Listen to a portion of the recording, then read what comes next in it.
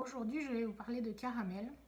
Un chat, j'ai été contactée parce qu'en fait, il avait été hospitalisé et avait eu un traitement antibiotique. La fièvre était tombée, mais il continuait de respirer très vite et avec la bouche haletante, la langue dehors. Ça commence par une pesanteur au fond de ma gorge. Puis effectivement, l'air a du mal à passer par la trachée, c'est juste un mince filet. C'est tout dur à l'intérieur, tout contracté. Ça donne l'impression d'avoir comme un gros caillou sous la langue au fond de la gorge. J'ai l'impression aussi que les intestins et tout ce qu'il y a sous les côtes est tout dur, raide, ça ne bouge pas, comme si c'était pétrifié. Tout le tronc est un seul bloc, difficile à mobiliser. Ça exerce une pression au fond de la gorge et aussi au bas du ventre, au niveau de mon nombril sur le devant du corps, comme si mon ventre était un peu gonflé. Au niveau des sensations, je me sens un peu étourdie, faible, un peu gênée par le fait de ne pas arriver à bouger le corps comme je le souhaite.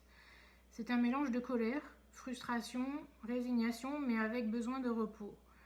Il y a aussi beaucoup d'amour, ce n'est pas une colère dévastatrice. C'est comme s'il s'en voulait de quelque chose, mais on ne peut pas agir dessus. Le temps va faire que les choses vont se dénouer toutes seules, mais c'est énervant de devoir juste être spectateur. C'est comme s'il aurait aimé bien être tout le temps en action, mais là il ne peut pas, et il le sait, et c'est nouveau ou pas habituel pour lui et ça le déstabilise. Après me vient, il y a eu un changement ces derniers temps, comme s'il était contrarié, ses repères ont changé ou sont modifiés, comme s'il perd de quelque chose ou quelque chose qu'il ne peut plus faire. Quand je lui demande au sujet de sa respiration, j'ai la notion de gonflement et il me dit qu'il faut que ça dégonfle. Ensuite, j'ai échangé avec sa gardienne qui m'a expliqué que c'était probablement donc émotionnel. La fièvre était tombée, ça allait mieux, mais pas encore ça. Et le changement dont il parlait, en fait, elle vit avec sa fille qui a, je sais plus, 18 ou 19 ans et qui allait partir 7 semaines au Royaume-Uni et il sentait effectivement la détresse des deux aussi bien parce qu'elles n'avaient jamais été séparées l'une de l'autre aussi longtemps.